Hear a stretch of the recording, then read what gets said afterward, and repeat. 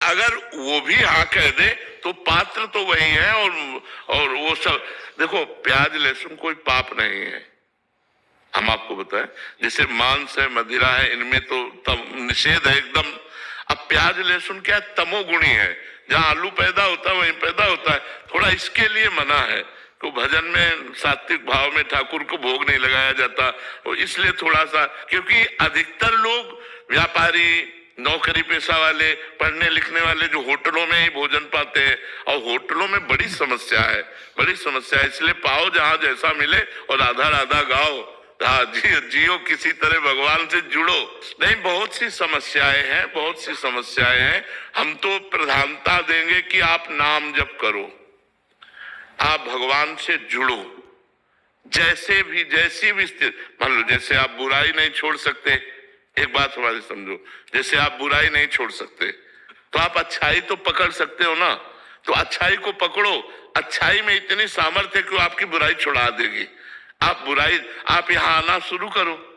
मान लो बोले हम शराब छोड़ देंगे तब बाबा के पास जाएंगे, तो मुश्किल है। तो इसलिए हम कहते हैं कि कोशिश करो, अगर भोजन शुद्ध मिल जाए, कोशिश करे। घर वाला तो पवित्रता से कर सकता है, लेकिन बाहर जो व्यापार नौकरी, इनमें उनकी पवित्रता, तो आप नाम जप कीजिए, जैसे बने वैसे नाम जप कीजिए। हमारा उद्देश्य जीव भगवान से जुड़े। विषयों को तभी छोड़ सकता है जब वो भगवान से जुड़ेगा। भगवान से जुड़ने पर जीव का मंगल है। अगर खान पान के चक्कर में पड़ेगा तो अब वो सोचेगा कि जब हम सब छोड़ देंगे तब जपेंगे, तो हो सकता है शरीर छूट जाए, आप ना छोड़ पाओ। तो इसलिए अब आज से नाम जप करो, और जैसी परिस्थिति में हो वैसे जियो, धीरे धीरे सुधार कर लो। पर जी काफियों को तो प्याज से बहुत प्यार है, प्याज के बिना मतलब बात नहीं बनेगी, मतलब वो नाम छोड़ सकते। वो राधा राधा तो पकड़ो, राधा राधा पकड़ो, जिससे तुम्हारा मंगल हो जाएगा। मान लो वो नहीं छोड़ सकते तो ये पकड़ तो सकते हो, राधा नाम पकड़ लो, भगवान नाम पकड़ लो, धीरे धीरे सब ठीक हो जाएगा, सब ठीक हो जाएगा। हम कह रहे सब ठीक हो जाएगा। आप राधा राधा जपो, आप भगवान नाम जपो, बड़ी सामर्थ्य है। लेकिन बहुत सी समस्याएं समाज में है, बड़ी समस्याएं हैं।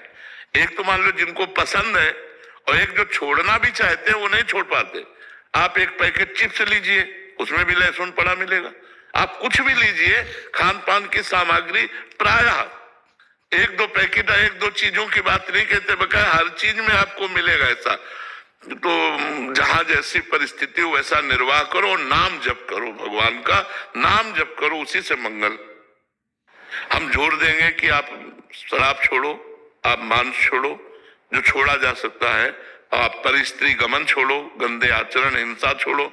अब जैसे प्याज लहसुन मान लो इसी स्थिति में, तो कोशिश करो छोड़ने की। अगर नहीं छोड़ पा रहे हो तो चलो, हमारे साथ चलो, भगवत मार्ग में चलो, धीरे धीरे चलो। तुम्हारा मन खुद इतना पवित्र होगा कि अच्छा नहीं लगेगा, छूट जाएगा। पर कुछ लोग तो अच्छा नहीं लगता, छोड़ना चाहते हैं पर नहीं छोड़ पाते, क्योंकि उनको कई जगह जाना होता है, भोजन पाना होता है, वो सब पवित्रता नहीं मिलती है। बाहर पवित्रता नहीं यार, कितना भी कहो, कितना भी कहो, बाहर पवित्रता नहीं। आप भले आप वो मानो कि आपकी थाली में बिल्कुल स्वच्छ साफ हो क्या है वो सब, तो वो किसी तरह निर्वाह करना, वहां पवित्रता का क्या व्यवहार। तो इसलिए नाम जप करो, भगवत चिंतन करो। आप सब पराग जी जयपुर से। श्री अरविंद गुरुदेव। राधे राधे महाराज जी। गुरुदेव, अभी तक तो मन को बार बार खींच खींच के वापस मंत्र में लाने का प्रयास चल रहा है, और कभी कभी व्यक्ति वस्तु स्थान में गुरु इष्ट को देखने का असफल प्रयास होता है। गुरुदेव, ये खींचतान बहुत विचलित कर रही है मन की इस दशा की। ये चलता, ये महाभारत चलेगा ये महाभारत चलेगा। वो 18 दिन में खत्म हुआ था, 18 वर्ष में भी खत्म होना बड़ा कठिन है, क्योंकि बहुत जन्मों से हमारी दुर्वासनाएं पुष्ट है, बहुत जन्मों से। अब हमको उसको नष्ट करने का अवसर मिला है, तो हम प्रयासरत हैं, लेकिन सफलता भगवान की कृपा के आश्रित है। प्रयास हम करते रहे, हारे ना। बहुत बड़ा युद्ध है यार, हम लोग तो पूरा जीवन हो गया ना। मतलब आपके तो और भी कार्य है, हमारे तो केवल एक ही कार्य था, भजन। तो हमने देखा है ये बहुत बड़ा युद्ध है, कभी कभी रो पड़ता है हृदय। रोना भी नहीं आ रहा। हाँ, नहीं, अब रोना आ जाएगा, आगे चलते रहो। अब नाम जप करते रहो, आगे आ जाएगा, रोना आ जाएगा। जब आप हारेंगे तो हारा पुरुष रोता है, और हारे को हरिनाम, जो यहाँ हार गया वही जीत जाता है, भगवान फिर उसे जिता देते हैं।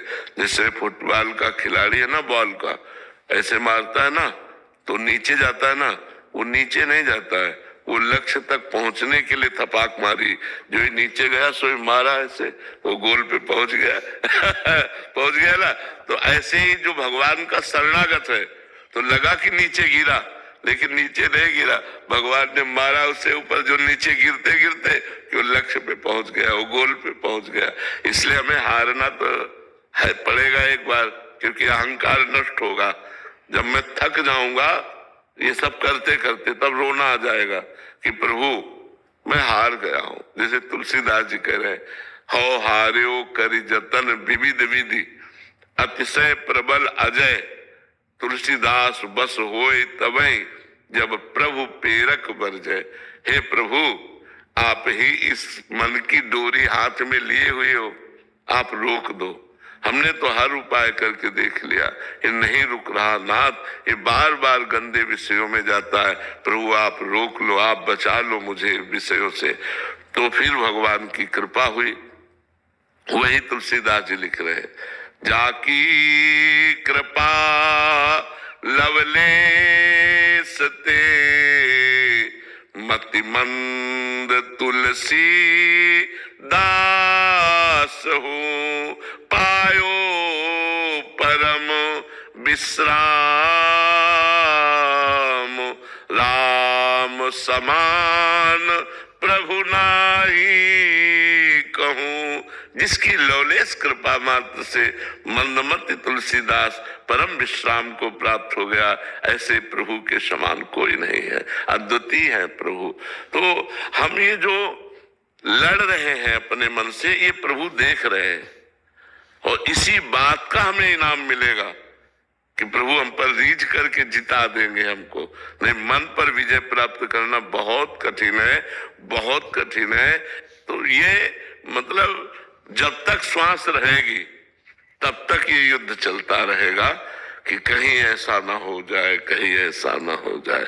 और इस राह में कोई साथी नहीं मिलता, कोई साथी नहीं है इस राह में, कोई साथी नहीं है। चल चला चल राह में, अनुभूतियों का ले सहारा, कौन तेरा साथ देगा, व्यर्थ में किसको पुकारा। यहाँ तुम्हारा कोई साथी नहीं मिलेगा। सत्य में चलने पर साथी केवल एक परमात्मा ही होगा, और तुम्हारी अनुभूतियां होंगी, तब चल। अच्छे आदमी का कोई साथ नहीं देता, बुरे आदमी के दसियों मित्र होते हैं, लेकिन अच्छे आदमी के मित्र नहीं होते।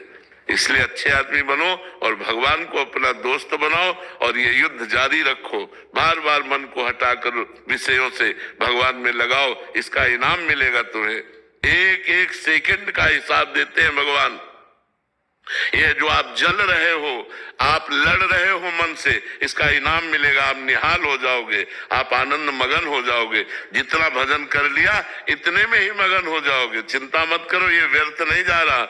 ये आपकी लड़ाई, आपका भजन, आपकी भगवान के प्रति जो चेष्टा है, एक एक सेकंड की लिखी जा रही, ये व्यर्थ नहीं जाएगी। पक्का समझ लो, हमारी बात पर विश्वास रखो और लड़ते रहो, जीत जाओगे। महर्षि, ये सब साधकों का ही प्रश्न है जो आप इस विषय पे चर्चा कर रहे हैं। तो महाराज जी, इस यात्रा में जैसे इनिशियल जो प्रारंभ हुई तो जलन बहुत ज्यादा होती है, तो इसके क्रम में धीरे धीरे कम होना शुरू हो जाती है। हाँ, तो धीरे धीरे पता लगता है क्या महाराज जी, इसका सोपान क्या है महाराज जी? जैसे मन कह रहा है कि हम ये विषय भोगे, बहुत जोर से कह रहा है। अब वो इतना कह रहा है कि अब भजन की तरफ लग ही नहीं रहा, केवल वो विषय भोग की तरफ रहे। अब हमको उसे विषय भोग नहीं देना।